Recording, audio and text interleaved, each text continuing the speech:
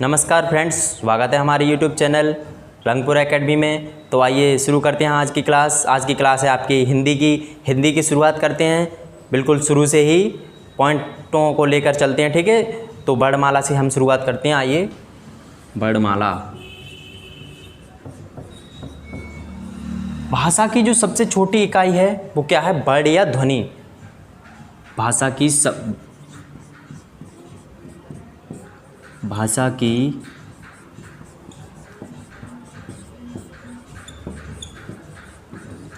सबसे छोटी इकाई क्या है? वर्ण या ध्वनि। दोनों का मतलब एक ही है। हम समझाते हैं इसका अलग अलग कैसे अंतर है, ठीक है। देखो, वर्ण, अगर हम ध्वनि पर, जैसे हमने ध्वनि को समझते हैं पहले। जैसे हमने मुंह से बोल दिया का या आ, तो वो ध्वनि कहलाएगी, का या आ, ठीक है। हमने जैसे बोला, केवल किसी लिखा नहीं है कहीं पर भी, तो वो क्या कहलाएगी? ध्वनि। अब हम कहें वर्ण क्या होता है? जैसे हमने कोई पूछ रहा है हमसे कि भाई ये क्या है, तो हम बताएंगे ये वर्ण है। वर्ण का है। कोई आज जैसे हमने बोल दिया केवल मुंह से कि का, भाई साहब बताइए का क्या होता है, तो हम कहेंगे का एक ध्वनि है, केवल ध्वनि है। अगर हमने लिख दिया तो वो क्या बन जाएगा? वर्ण बन जाएगा, ठीक है। मतलब दोनों का एक ही है, लेकिन जो अगर हमने लिखित में दे दिया तो वो वर्ण कहलाएगा, और केवल उच्चारित किया हमने, अपने मुंह से बोला है, तो वो क्या कहलाएगी? ध्वनि कहलाएगी, ठीक है। तो भाषा की सबसे छोटी क्या है? वर्ण या ध्वनि। वर्ण के बाद जो आगे बढ़ता है वो क्या है? अक्षर, ठीक है। अक्षर होता है, वर्णों से मिलकर अक्षर का निर्माण होता है, ठीक है। जैसे हम व्यंजनों को ले लेते हैं, तो व्यंजन किससे मिलकर बनते हैं? स्वरों से मिलकर बनते हैं, तो वो क्या हो जाएगा? अक्षर। अक्षर के बाद क्या हो जाएगा? शब्द जैसे दो अक्षरों को मिलाकर के क्या बना है फिर? शब्द। शब्द के आगे क्या होगा? पदबंध। मतलब दो शब्द मिला लिए तो क्या हो जाएगा? पदबंध हो जाएगा हमारा, ठीक है। पदबंध के बाद क्या बनेगा? उपवाक्य। उपवाक्य क्या होता है? कई पदबंधों को मिलाकर क्या बनता है? उपवाक्य। उपवाक्य के बाद आगे क्या बनेगा? वाक्य। भाषा की सबसे सार्थक जो इकाई है वो क्या है? हमारी वाक्य। सबसे बड़ी जो इकाई है वो वाक्य है, ठीक है। वाक्य अलग अलग वाक्य हो जाएंगे, पूरा पैराग्राफ बन जाएगा, केवल वाक्यों से बनता है, ठीक है। तो भाषा की जो सबसे सार्थक बड़ी इकाई है वो क्या है? वाक्य है। सबसे छोटी इकाई वर्ण या ध्वनि है। उसके बाद अक्षर से मिलकर बनते हैं शब्द से मिलकर पदबंध से मिलकर बनता है उपवाक्य से मिलकर बनता है वाक्य, ठीक है। तो ये तो केवल शुरुआत की बात है। अब वर्णमाला के बारे में पढ़ते हैं, ठीक है। वर्णमाला हमारी क्या होती है? वर्णमाला कैसे नाम पड़ा? वर्णमाला, ठीक है। जो वर्णों का, वर्णमाला नाम से ही बिल्कुल स्पष्ट हो रहा है कि वर्णों का व्यवस्थित समूह। वर्णों का व्यवस्थित समूह, व्यवस्थित या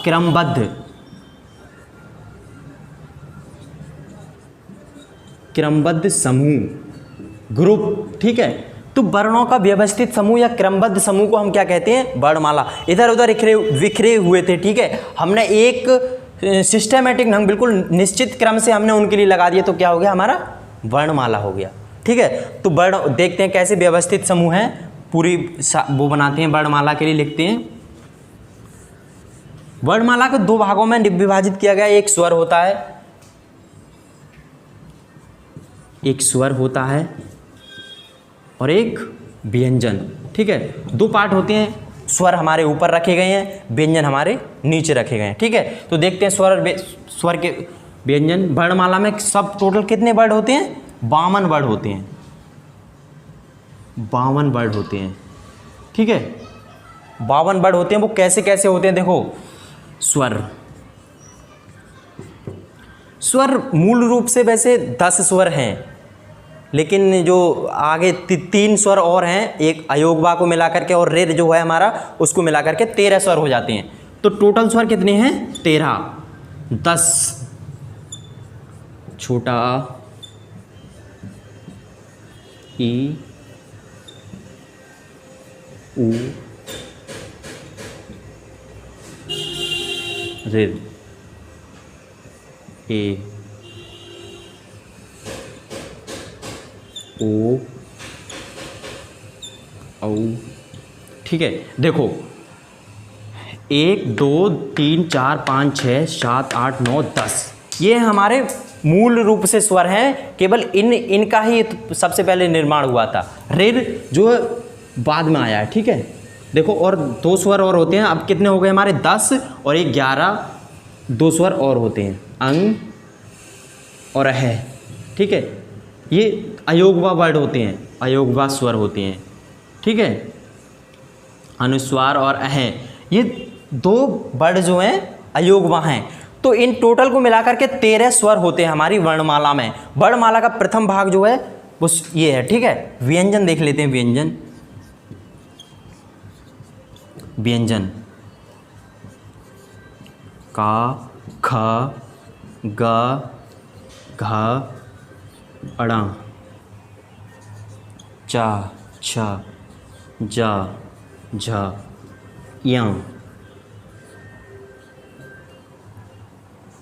टा, ठा, डा, ढा, अड़ा, ता, था, दा, धा, न,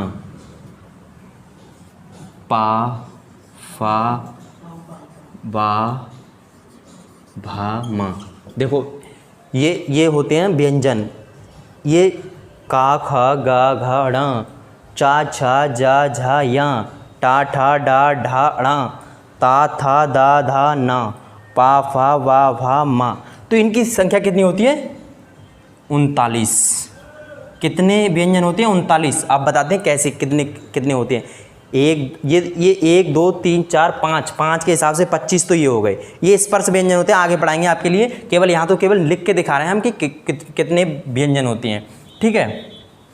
देखो ये हो गए पाफा, और थोड़ा नीचे जगह कम है, इधर के लिए लिख लेते हैं, ठीक है। फिर होते हैं पाफा, बाभा, मा, या, रा, ला, वा, शा, खे, शा, हा, ठीक है। ये हो गए, ये तो हो गए हमारे व्यंजन, ठीक है। व्यंजन अब 39 कैसे हो गए? ये तो 25 और 4 29, 29 और 4 33 तो ये व्यंजन होते हैं, ठीक है। फिर 4 व्यंजन होते हैं संयुक्त व्यंजन, और 4 संयुक्त व्यंजन होते हैं, और 2 व्यंजन होते हैं द्विगुण व्यंजन, यानी उत्क्षिप्त व्यंजन जिन्हें बोलते हैं। ये यहाँ पे होते हैं, ठीक है। अड़ा, शा, सड़क वाला जो अड़ा होता है वो उत्क्षिप्त यानी द्विगुण व्यंजन होता है। एक ये ढाके होता है, ठीक है। ये हो गए हमारे अब 33 और 2 35, और 4 होते हैं संयुक्त व्यंजन। संयुक्त व्यंजन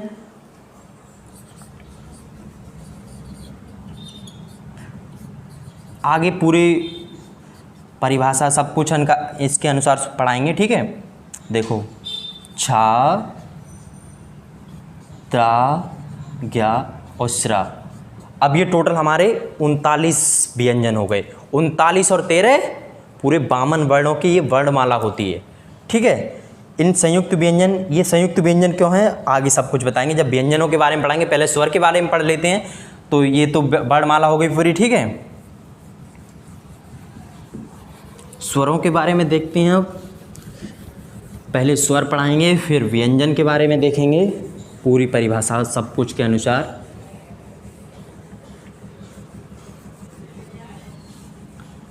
कितने वर्ड होते हैं? 52 वर्ड होते हैं, 13 स्वर होते हैं, 39 व्यंजन होते हैं। 13 स्वर में 10 मूल रूप से स्वर होते हैं और 2 अयोगवा स्वर होते हैं, एक जो रेर होता है उसको मिला करके 13 स्वर होते हैं। 39 हमारे व्यंजन होते हैं, जो कि 33 जिसमें 25 जो है स्पर्श व्यंजन होते हैं, फिर 8 जो है अंतस्थ और ऊष्म वाले होते हैं, फिर 2 उत्क्षिप्त व्यंजन होते हैं और 4 संयुक्त व्यंजन होते हैं, ठीक है। तो स्वरों के बारे में देखते हैं। सबसे पहले स्वर, स्वर की परिभाषा देखते हैं क्या है। स्वर बे शब्द बेवर्ण कहलाते हैं। बेवर्ण जो मूल रूप से स्वतंत्र होते हैं, मूल रूप से स्वतंत्र होते हैं, स्वतंत्र होते हैं। स्वरों को, स्वर वे होते हैं जिन्हें बोलने के लिए हमें जिन्हें लिखने के लिए, बोलने के लिए किसी दूसरे वर्ड की आवश्यकता नहीं होती है। वो मूल रूप से बिल्कुल स्वतंत्र होते, फ्री होते हैं, उन्हें किसी की ज़रूरत नहीं है, स्वयं अपने हैं वे केवल। ठीक है, तो वे वर्ड जो मूल रूप से स्वतंत्र होते हैं वो क्या कहलाते हैं? स्वर कहलाते हैं। ठीक है, तो स्वर देखते हैं कि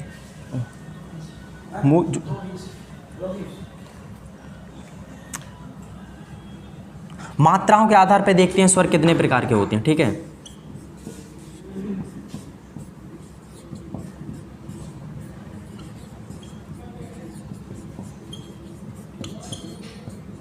मात्राओं के आधार पर स्वर 3 प्रकार के होते हैं। ठीक है, ह्रस्व स्वर,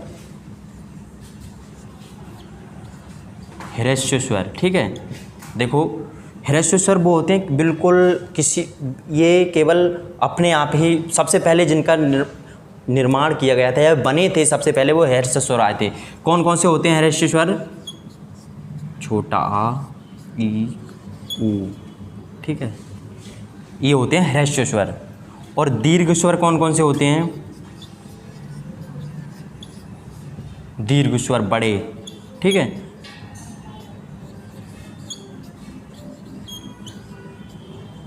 ए, ऐ, ओ, औ। ये होते हैं हमारे दीर्घ स्वर जो इनकी सहायता से बनते हैं। आ मिला करके आ बनेगा, ई मिला करके बड़ी ई बनेगी, ऊ मिला करके ऊ बनेगा। ये भी बड़ा, ये दो वर्णों को मिलकर ये ए बनता है, आई बनता है, ओ भी दो स्वरों को मिलाकर बनता है, इसलिए ये कौन से स्वर होते हैं? दीर्घ स्वर होते हैं। ठीक है, तीसरा होता है प्लतु स्वर।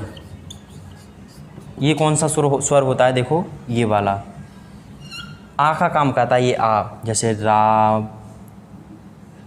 ठीक है, तो मतलब ये इसका यूज सबसे ज़्यादा हमारे कहाँ? रामायण, पुराने जितने भी वेद हैं, रामायण हैं, ग्रंथ हैं जितने भी, सभी में इस स्वर का जो है प्लतु स्वर का उपयोग किया गया था। अब कोई उपयोग इसका बहुत कम है, अब तो ना के समान है, अब होता ही नहीं है। केवल रामायण में, महाभारत में और अब जितने भी ग्रंथ थे, वेद थे, उनमें इनका यूज किया गया था केवल। ठीक है,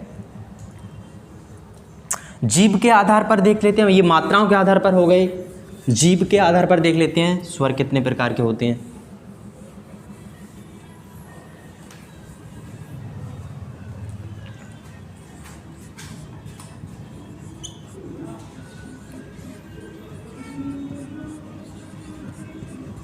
जीभ के आधार पर स्वर। ठीक है, तो जीभ के आधार पर अग्र स्वर, अग्र भाग से जो बोले जाते हैं वो अग्र स्वर होते हैं। ठीक है, जीभ के अग्र भाग से जो स्वर बोले जाते हैं वो अग्र स्वर कहलाते हैं। कौन कौन से होते हैं? ई, ए और ऐ। ठीक है, अग्र स्वर। पश्च स्वर, मध्य भाग से जो बोले जाते हैं वो कौन से होते हैं? पश्च स्वर। अग्र स्वर, पश्च स्वर नहीं, सॉरी, ये मध्य स्वर होता है, ये मध्य स्वर होता है। ठीक है, मध्य भाग से जो बोले जाते हैं वो मध्य स्वर होता है आ। ठीक है, पश्च स्वर जो पिछले भाग से बोले जाते हैं। ठीक है, ऊ, ओ और औ। ठीक है, तो ये जीभ के आधार पर हो गए अग्र स्वर ई, ए, ऐ, मध्य स्वर आ, पश्च स्वर आ, ऊ, ओ, औ। ठीक है, तो ये जीभ के आधार पर हो गए स्वर। स्वरों के बारे में बता रहे हैं केवल, व्यंजन के बारे में आगे बताएंगे। ओठों के आधार पर देख लेते हैं। ठीक है, होठों के आधार पर स्वर। ठीक है, तो होठों के आधार पर 2 प्रकार के होते हैं, अवृतमुखी। अवृतमुखी कौन कौन से होते हैं? जिनमें हमारा मुंह नहीं, गोल नहीं हो। ठीक है, अवृतमुखी। व्रत नहीं, बिल्कुल शब्द से ही पता चल जाता है कि हमारा शब्द कह क्या रहा है। व्रत अवृतमुखी मतलब व्रत नहीं बनेगा मुख। ठीक है, तो कौन कौन से होते हैं? आ,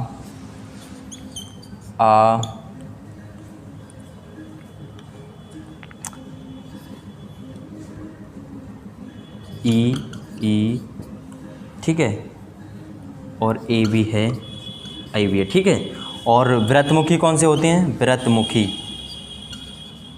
व्रतमुखी सर जिनमें हमारा मुंह व्रत बन जाए, होठ हमारे व्रत के अनुसार गोल हो जाए, ठीक है, तो कौन से होते हैं? ऊ, ओ और औ। तो ये होठों के आधार पर दो प्रकार के होते हैं, व्रतमुखी और व्रतमुखी, ठीक है। अब प्रकार देख लिया आपने स्वर के, स्वरों के प्रकार। घोषत्व के आधार पर देख लेते हैं। घोषत्व क्या होता है? घोषत्व, घोषत्व होता है जैसे हम स्वर बोल रहे हैं तो स्वर तंत्रियाँ जो होती हैं उनमें कंपन हो रहा है या नहीं हो रहा है, तो स्वरों को बोलने में स्वर तंत्रियों में कंपन होता है। घोषत्व के आधार पर कितने प्रकार के होते हैं? अघोष और घोष या सघोष, इन्हें बोलते हैं घोष या सघोष। तो सभी स्वर सघोष होते हैं, सभी स्वर सघोष होते हैं, क्योंकि हमें जिन वर्णों को बोलने में हमारी स्वर तंत्रियों में कंपन हो उन्हें हम घोष या सघोष के अंदर रखते हैं। तो ये स्वर सारे स्वर सघोष होते हैं, ठीक है। प्राणत्व के आधार पर देख लेते हैं। प्राणत्व के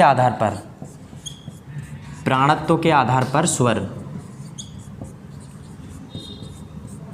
ठीक है। प्राणत्व पर दो प्रकार के होते हैं, अल्प प्राण और महाप्राण। अल्प प्राण और महाप्राण। अल्प प्राण वो होते हैं जिन्हें बोलने में हमारे मुंह से हवा जो है कम निकले, वो होते हैं अल्प प्राण। और महाप्राण वो होते हैं जिन्हें बोलने में हमारे मुंह से हवा काफ़ी बहुत अधिक निकले। तो सारे स्वर अल्प प्राण होते हैं, ठीक है, अल्प प्राण होते हैं, सभी स्वर अल्प प्राण होते हैं। तो मुझे लगता है कि स्वरों के बारे में संपूर्ण जानकारी हो ही चुकी है।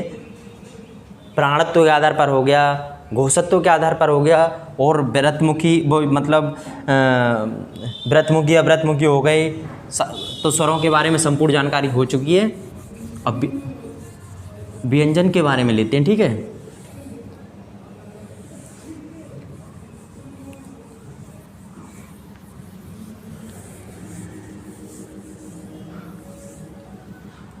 हमारे जो मुंह के जो वर्ड बोलते हैं हम, उनके आधार पर देख लेते हैं कहाँ से हमारा कौन सा वर्ड बोला जाता है, ठीक है। तो जो कंठ है, ठीक है, कंठ है, तो इसमें आते हैं आ, अह और क वर्ग,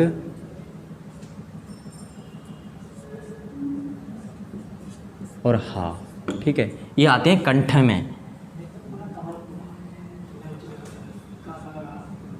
ठीक है, ये कंठ में आते हैं। कवर्ग, कवर्ग में पूरा का, खा, गा, घा, ड़ा, ठीक है, पांचों वर्ड आ गए कवर्ग में। और ये सब ये आते हैं हमारे कंठ में। फिर आता है दूसरा तालव्य। तालब में क्या आता है? ई और कवर्ग, चवर्ग, पूरा चा वर्ड वाला, चा, छा, जा, झा, या और सा, ठीक है। तालव्य, मूर्धन्य, ऋ, टवर्ग और ये शा, ठीक है, खे वाला शा, मूर्धन्य। दंतय, दंतय में आते हैं टवर्ग, तवर्ग और शा, ठीक है। दंतय, कंठे, तालव्य, मूर्धन्य, दंतय, ओष्ठस्य, ओष्ठ है, ओठ से जो बोले जाते हैं वो एक होता है ऊ, बड़ा ऊ और पवर्ग, पूरा पवर्ग, ये सभी किस में आते हैं? ओष्ठ में, ठीक है। तो और नाक के द्वारा जो बोले जाते हैं वो कौन से होते हैं? नासिका, अंग, और जितने भी अड़ांग, या, अड़ांग, और ना और माँ। ठीक है, ये आते हैं हमारे नासिका से। ठीक है, और दंतमूल कौन से होते हैं? दंतमूल रा और ला। ठीक है, दंत प्लस ओष्ठ, ऊपर ले लेते हैं, नीचे जगह नहीं है। ठीक है, तो देखो ये कंठ के अनुसार हो गए, तालव्य के, मूर्धन्य के, दंत के, ओष्ठ के, नासिका के, दंतमूल के। ठीक है, जो कंठ से बोले जाते हैं, हमारे कंठ से गले से बोले जाते हैं, वो आ और बड़ा आ है, और कवर्ग और हा। और तालव्य से ई चवर्ग और या और शा, बड़ा वाला शा। मूर्धन्य से रिर और टवर्ग और शा। दांतों से जो दांत इसमें मतलब एक दूसरे से मिलते हैं, वो तवर्ग और शा। ओष्ठ है, ओठ से जो बोले जाते हैं ऊ और पवर्ग। और नासिका, नाक के अनुसार नाक से जो निकलता है वो होता है अहें। और जो लास्ट के शब्द जो होते हैं अड़ा, या, ओड़ा, ना और माँ। ठीक है, दंतमूल से रा और ला बोले जाते हैं। ठीक है, तो ऊपर और अभी और रह गए हैं। दंत प्लस ओष्ठ, वाह बोला जाता है दंत प्लस ओष्ठ से। ठीक है, ओष्ठ प्लस कंठ, ओष्ठ और कंठ, इनसे क्या बोले जाते हैं? ओ और औ। ये हमारे ओष्ठ, होठ और कंठ से, गले से बोले जाती हैं। ठीक है, एक होता है कंठ और तालु, ए और आई। ये अब सब आ गए, पूरी वर्णमाला के सारे अक्षर आ गए। ठीक है, दंत और ओष्ठ से, दांत और ओष्ठों का जो मिलान होता है वो हुआ पे होता है, हुआ बोलेंगे तो दांत और ओष्ठ बोलेंगे।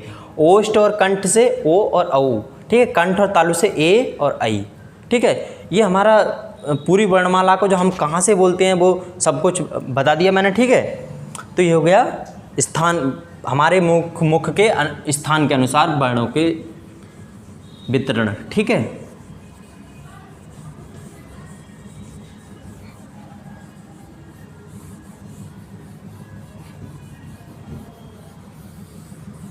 ठीक है, अब व्यंजनों को लेकर चलते हैं। व्यंजनों के बारे में देखते हैं कि कौन सा घोष कैसा घोषत्व के अनुसार है, अल्प प्राण है, महाप्राण है। ठीक है, वो देखते हैं। तो हमने आपके लिए बता दिया कि घोषत्व क्या होता है। घोषत्व के अनुसार जो वर्ड हमारे स्वर तंत्रियों से बोलने में कंपन हो तो वो तो होते हैं सघोष, और जिनमें कंपन ना हो वो अघोष होते हैं। जिनमें मुख से हमारे कम हवा निकले वो अल्प प्राण, जिससे अत्यधिक हवा निकले वो महाप्राण। ठीक है, तो उसी के लिए देखते हैं।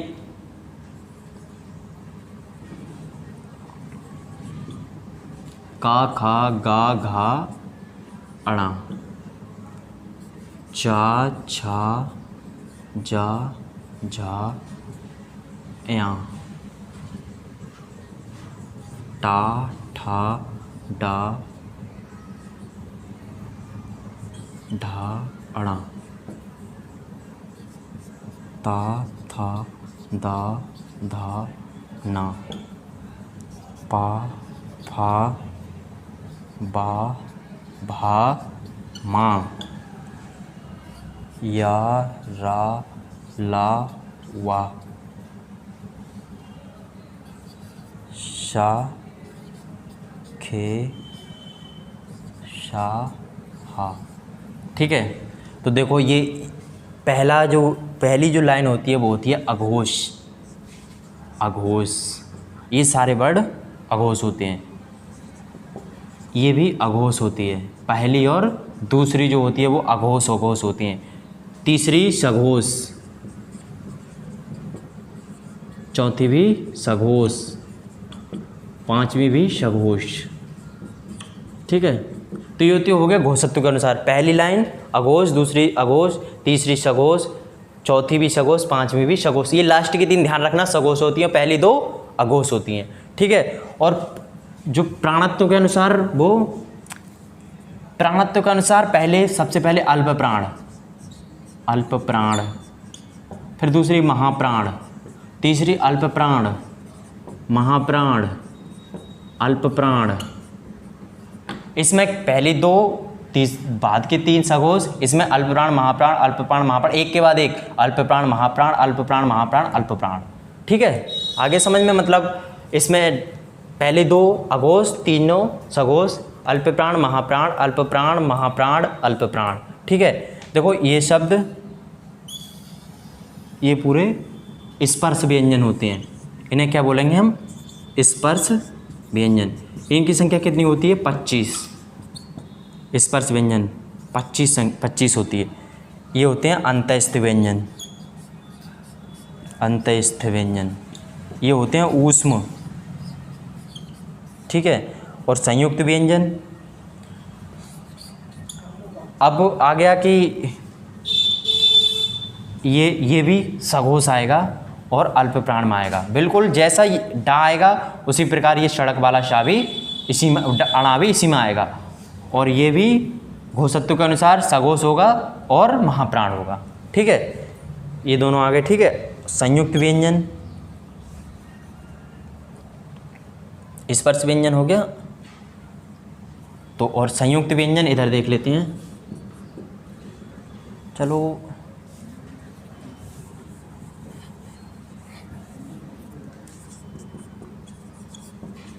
संयुक्त व्यंजन,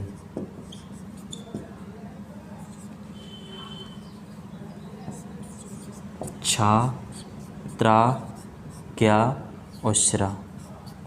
ठीक है, तो ये बना होता है छा, का और सा से, ता और रा से, जा और या से, शा और रा। ठीक है, तो ये देखो, ये शब्द पहले वाले आधे आधे होते हैं। का,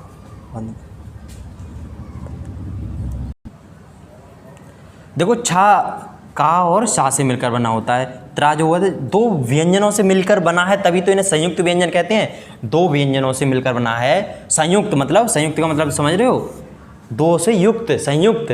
तो छा जो है का और शा से मिलकर बना होता है। त्रा जो है ता और रा से मिलकर बना होता है। ज्ञा जो है जा और या से मिलकर बना होता है। श्रा सा और रा से। तो ये होते हैं कि आधे आधे अक्षर हलंत लगा होता है। ठीक है, ठीक है, तो ये हो गए संयुक्त व्यंजन 4 और स्पर्श व्यंजन 25, अंतःस्थ, ऊष्म। ठीक है, तो इस प्रकार वर्णमाला संपूर्ण हो ही चुकी है। तो मैं आशा करता हूँ कि आपके सबके समझ में आई होगी। अगर समझ में आई हो तो एक लाइक और शेयर, सब्सक्राइब अवश्य कीजिए हमारे चैनल के लिए। तो धन्यवाद। जय हिंद, जय भारत।